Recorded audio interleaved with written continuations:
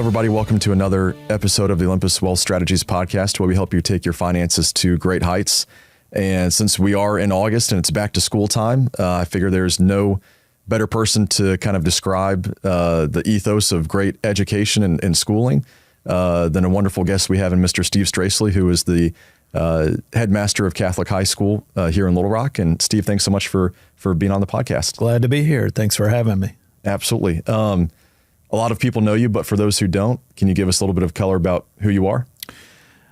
Sure. Grew up in Little Rock, born and raised here.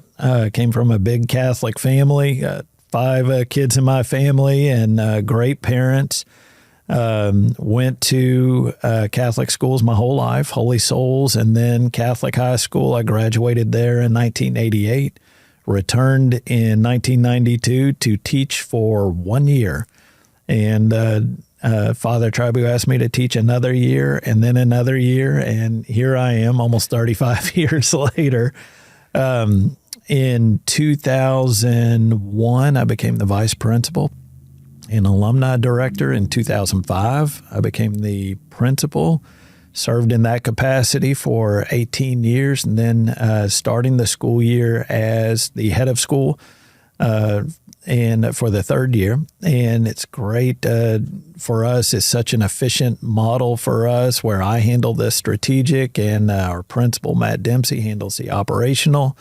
And it's just been a good thing. And gosh, I've been married for 31 years coming up soon and have 6 kids. 5 of them we are biological. The 6th one we adopted. We had been waiting on her, and we just didn't realize it until we got her. And so we have a big family, and doing it all over again. Family. Yeah, exactly. Yeah. Well, when I moved here, Steve, back in 2021, it became very apparent about the strong alumni base of Catholic High and the pride that goes along with that.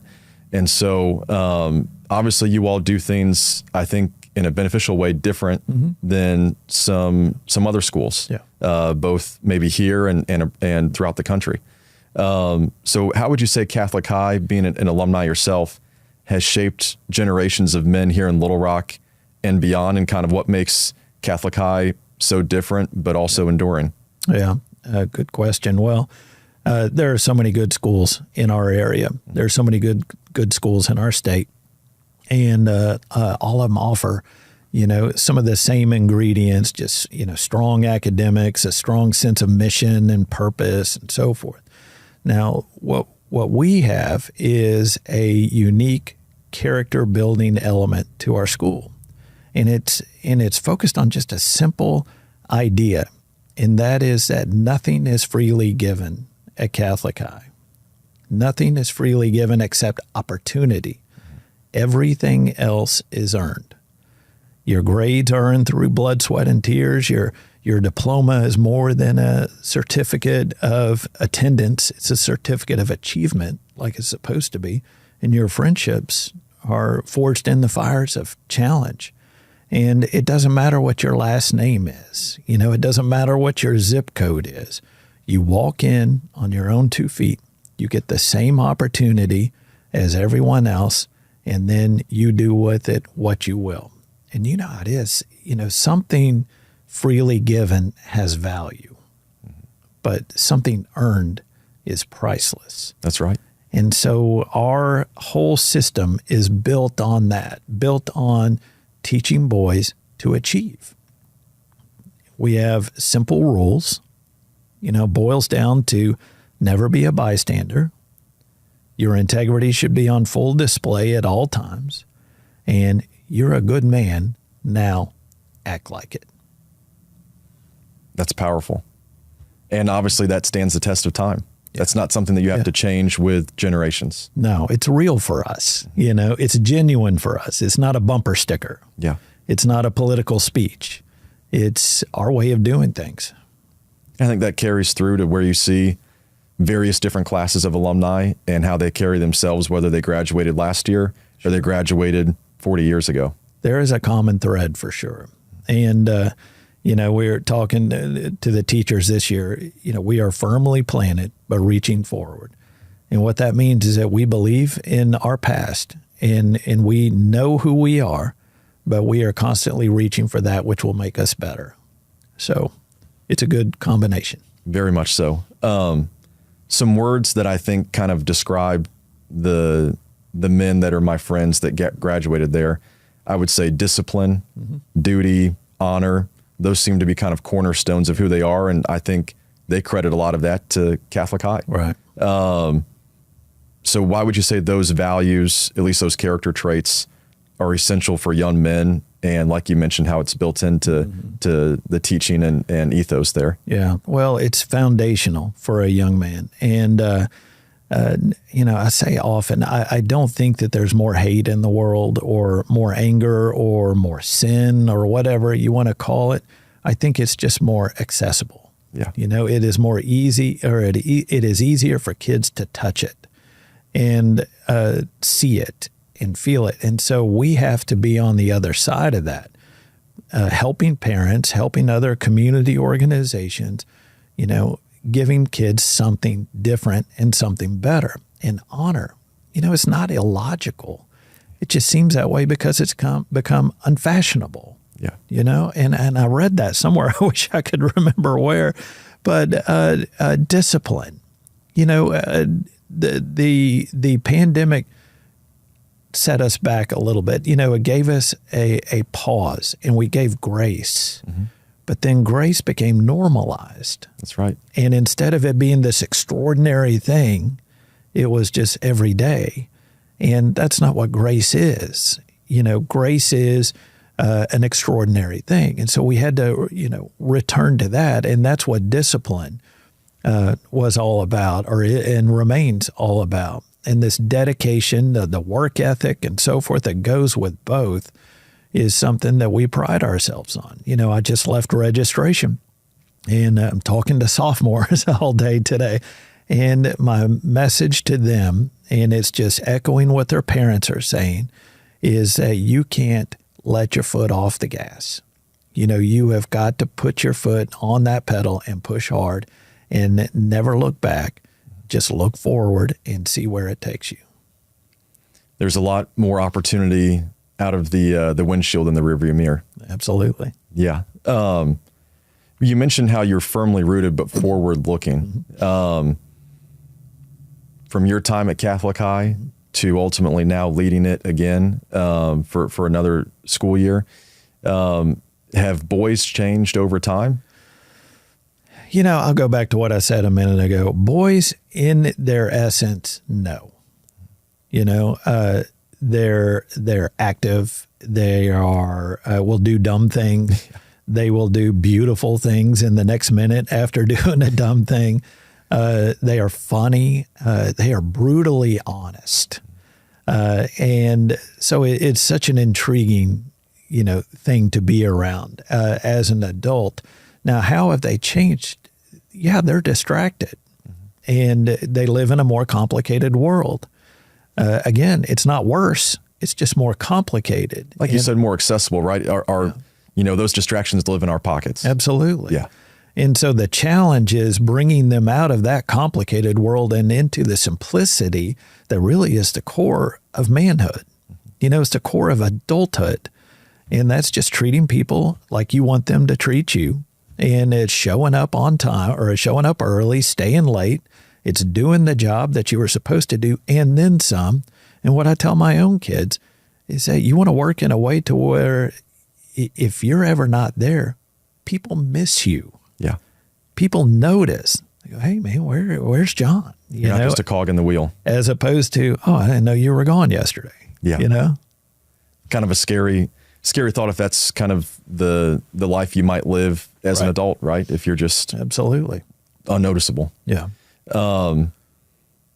So in a culture that kind of leans away, and you've kind of hinted at this, Steve, leans away maybe more so, and I don't know if you would agree with this or not, but it seems like it leans more away from personal responsibility in today's age, at least maybe at large throughout the country.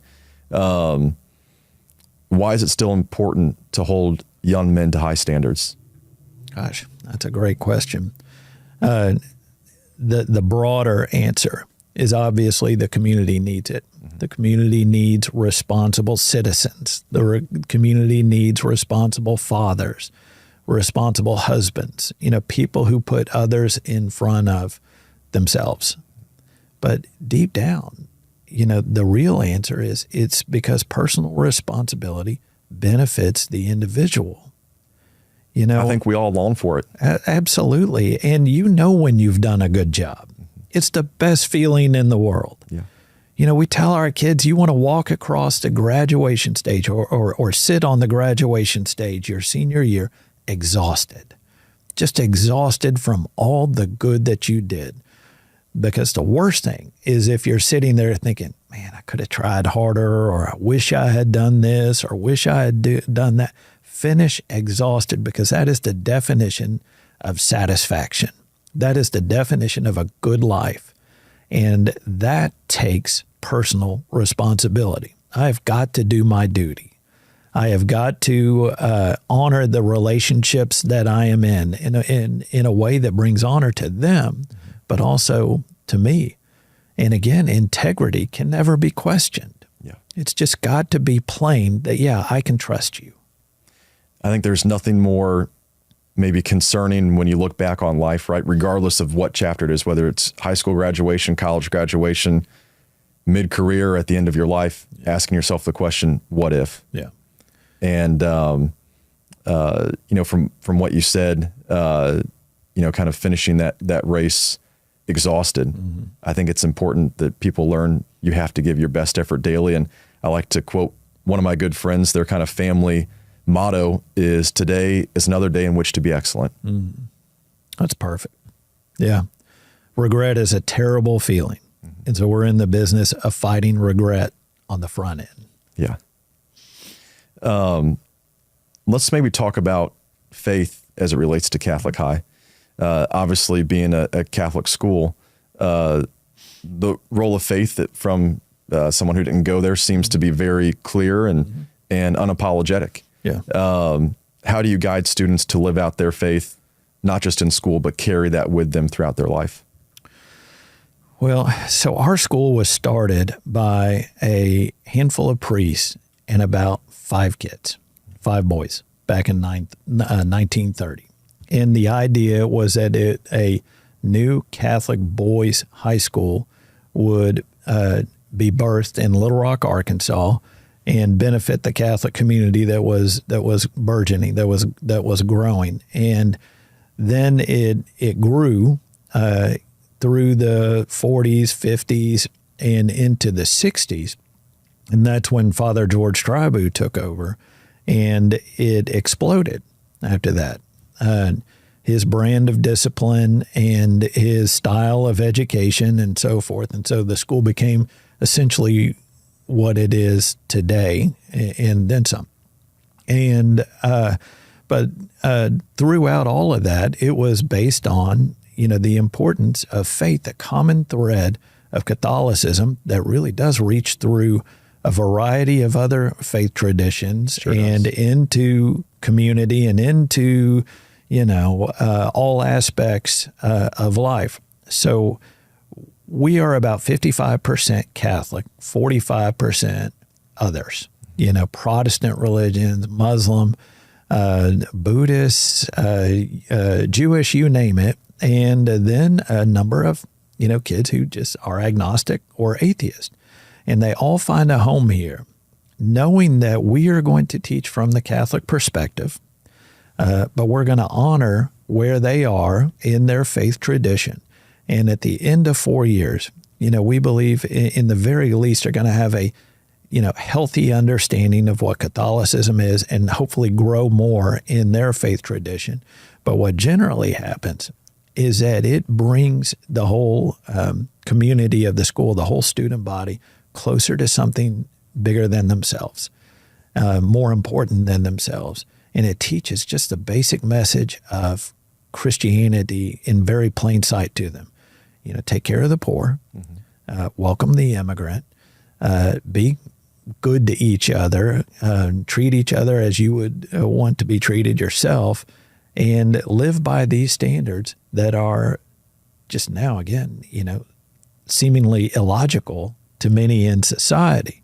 So faith is very important to our school. And it's not just going to mass or going to confession or anything like that. Those are wonderful things, but it's living it. We have a Franciscan friar at Catholic High named Brother Richard. He's a legend. He's been there forever. And St. Francis, he used to have a poster in the study hall of St. Francis, and a quote that is attributed to him that says, preach the gospel, and if necessary, use words. And that's what we think our school should be. Preach the gospel of Catholic High, and if necessary, use words. And faith is a huge part of that, obviously. And that's wonderful, because it's like you said, it's not just beating down the traditions, if you will, of Catholicism, which is go to mass, confession, live out the sacraments, but it's the way of life. Right. And like you said, that reaches to all people, which is, I think, a great reflection of the student body, like you just mentioned, which just over half are Catholic and the other half are not. Yeah. But it applies to all of them. And obviously their parents see and value that and want to send their boys there. That's right. You just mentioned this word. So let's talk about it. Brotherhood is a word that I think that comes up significantly at Catholic High. Yeah. How is there that sense? Obviously there's that sense when you're in school, right? But ultimately when you walk across the graduation stage and you leave those halls, how do you think that from generations past, there has been this lifelong fraternity and brotherhood that still remains very strong and intact today? Yeah. Well, I tell the kids this all the time. I would rather not hear the word brotherhood. I'd rather see it. Yeah. Saying it, he's my brother, we're part of the brotherhood, that's one thing. But I mean, actually acting that way. And we can go back to my answer just a second ago. Are you living these high ideals? Are you treating each other the way a brother would treat each other? Are you expanding upon the lessons that you're learning in these hallways and at home and so forth? That's what brotherhood is. Now, this connection that we have throughout the ages. If you come to our alumni dinner, there will be 600 men there, and they will be from the class of 1941 all the way through the latest graduating class. And they come because there is a commonality of purpose to their education. There was a commonality in their experience in education, whether they are separated by decades or not. There is that common aspect to Catholic High. And again, it goes back to what I said. Nothing's freely given. I mean, this is a challenging atmosphere, and the expectation is that you will rise to the challenge. And if you need a boost, if you need some help, if you are down, we're going to help you get back up, but you are going to rise to these expectations. And those challenges just hone men into good husbands, good fathers, and good men. And so knowing that if you have a Catholic High diploma, you went through those same challenges that I did, that builds a bond and a network that really, frankly, a lot of colleges would envy. Yeah. Again, on a Thursday night in October, we have our alumni dinner, 600 Catholic High graduates. Steve, that's just unheard of. I think about my school, and I'm from a small town. I think there's a lot of pride in going to that school, but it's an all-class reunion, and I think they're lucky to get 100. Yeah. But I think therein lies the difference, right? Of hey, this was kind of forged in the fire, and we went through this together, versus we went through kind of just walking through and checking the box. Yeah. Yeah. And, friendships become deeper when you have deep experiences. That's right. And that's what we specialize in. We've kind of touched on this, but if you can share a story that kind of encapsulates it. A lot of friends of mine who are alumni of Catholic High said that they credit that to, like I mentioned earlier, the men that they are today. Mm-hmm. Is there a story that you can share that kind of captures what the school really is about? there are so many stories with an all-boys school through the years. And I as I said previously, we have 3 simple rules. Never be a bystander.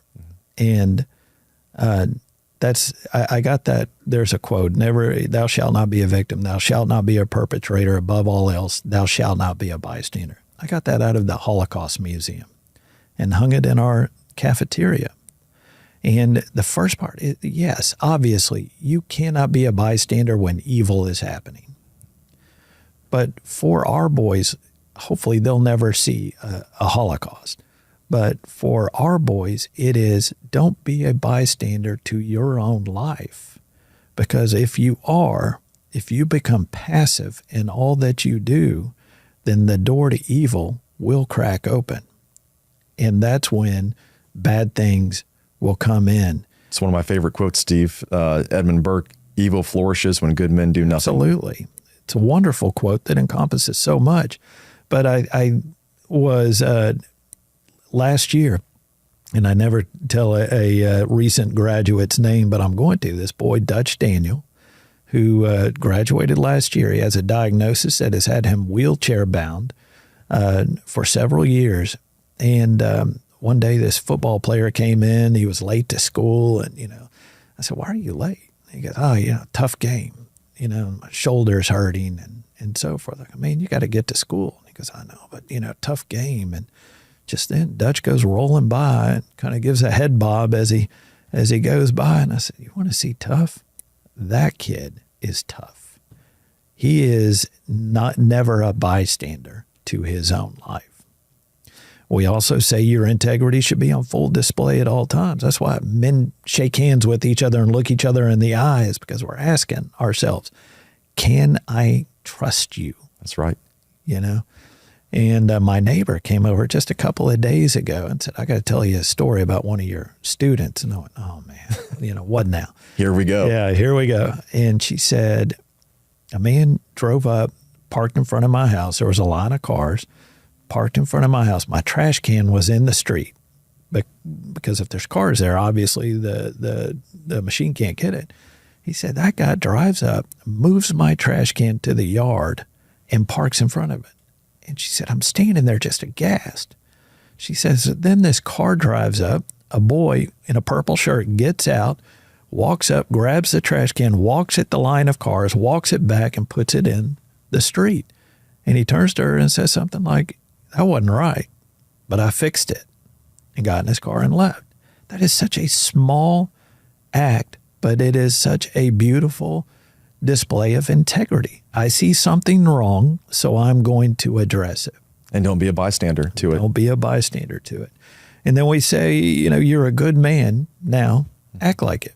The first part is honoring the essence of God in each of them. It's honoring the work the parents have done. It's honoring their own ingredients that they have poured into themselves.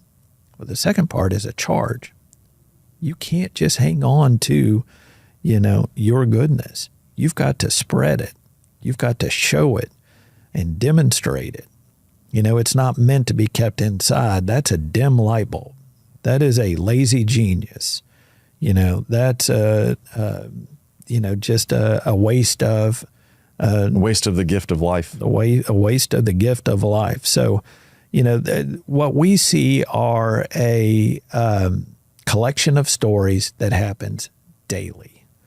Yes, there are big stories, from my career and those before me that we can recite, but it's those daily interactions with people that our kids don't know or could have passed by that really give strength to the Catholic High experience. Small things consistently done over time are big things. Absolutely. Let's talk about parents for a second. Yep. For parents, and especially a lot of those out there listening, evaluating schools for their sons, what should they understand about the long-term value of the Catholic high education that maybe you haven't already touched on? Yeah. I think parents obviously look at schools for a variety of reasons, the most important one being fit. Where is my son going to reach his potential? And we honor that. We trade kids with every school in Little Rock. Nancy Rousseau at Central High has been my partner in crime for 20 years. We've had a wonderful relationship. So fit is important. But all parents are looking for strong academics. You know, they're looking for some semblance of structure and whatever that means to them. They're looking for a school that's going to elevate their son. And in many cases, they're looking for the school that's going to help them get into college or help them get situated in the workforce or in the military or so forth. We meet all that. But for us, you know, a lot of schools will brag about the percentage of their graduates that go to college. And we're no different, you know. But we don't want kids just to go to college. We want kids to thrive in college. Yeah. We don't want kids to just go into the workforce. We want kids to thrive in the workforce. The same for the military. What a letdown it would be if we just launched kids to live their lives. We want them to thrive in their lives. And so all of these other things that we have talked about so far, you know, the discipline, the duty, the honor, the brotherhood, the faith, all of that is built to help them build a life where they thrive. And that's so important. That is such a distinction. It is a nuance that our school handles very well. It's turning a dial to something that is different and unique in a young man's life. And I believe with my whole heart that we do that well. Rise to your standards. Rise to your standards. Rise to expectations. Yeah. Having been in various roles, right, from being brought in to work for 1 year and 1 year now has turned into a career. Right. And walking in different capacities. Mm-hmm. As obviously an educator and a leader now, what have you personally learned walking alongside hundreds and thousands of young men? I have learned that life is messy. I have learned that there is no perfect family. I have learned that sometimes things just don't go right, and it's sad, and it's tragic, and it's ugly. I have also learned that this is a beautiful world, that it is filled with promise, that it is every moment is just waiting to be glorified. And what I've learned is that kids overachieve, and when they do, and they do something they didn't think they could do, it's beautiful. You know, I've learned that when kids turn a corner from whatever is holding them back, whatever wound that has snared them, and they turn the corner and start healing it and moving forward, it is one of the most wonderful things that a parent or an educator can see. You know, I think that I've learned that the imperfection of education is real, of high school education in particular, is really the greatest aspect of high school education. You know, our 4 years at Catholic High is a process. A boy starts, I mean, he's barely out of junior high. You know, 14, 15 years old. He's a kid. Yeah. And by the time we're done, he's a young man. And that trajectory is beautiful to watch. A lot of personal development and growth, especially in those years. Definitely. Steve, I maybe want to leave our audience with this. I think these words tied very well together. What does legacy mean to you? And what legacy do you hope Catholic High continues to leave on the city, state, and all the men that ultimately had walked its halls? Yeah. Well, legacy is built on honor. You know, I had such good teachers before me. I had such good teachers personally, Father Tribu, Father Frederick, Brother Richard, and then a whole slew of laymen and women at Catholic High. And so building on what they have created is an honor. Father Tribu was the architect of our ship. Yeah. You know, we get the great privilege of sailing it. and we're focused on the horizon at all times. I hope that the legacy of Catholic High as it persists into the future is, that understanding that things aren't perfect in the world. Things are complicated, but we do have a good ship, and we are heading in the right direction, and we are trying to include as many boys as we can, and we are trying to find those horizons that are going to enlighten them and embolden them and enrich them. So our legacy is built on its people to start with. Of course, the teachers that went before us, the teachers that will come after us, those parents that trusted us, and most of all, the kids, those boys who sit in our classrooms and soak it all in. That's incredible. And Steve, we're greatly appreciative for all the work that you do and your team does. Thank you. And hopefully this has been a very informative podcast for everybody, and obviously the wonderful education that we have here in our hometown in Little Rock, Arkansas. So thank you so much for listening, and Steve for being on the podcast, and looking forward to the next episode. All opinions expressed on the podcast by the host and guests are solely their own opinions and do not reflect the opinion of Olympus Wealth Strategies or Uptick Partners, a registered investment advisor. This podcast is for educational purposes only and is not legal advice and should not be relied upon as a basis for any decisions. The investments discussed on this podcast may not be suitable for all investors and involve risks that should be carefully considered. Listeners are encouraged to consult with a qualified financial advisor before making any investment decisions. Certain investments may require specific investor qualifications, which not all individuals may meet. Any funds or companies discussed are not a recommendation or endorsement. Guests in the podcast might be actual clients, but are not compensated to be on the show, and their experiences are not representative of all relationships, which might differ substantially.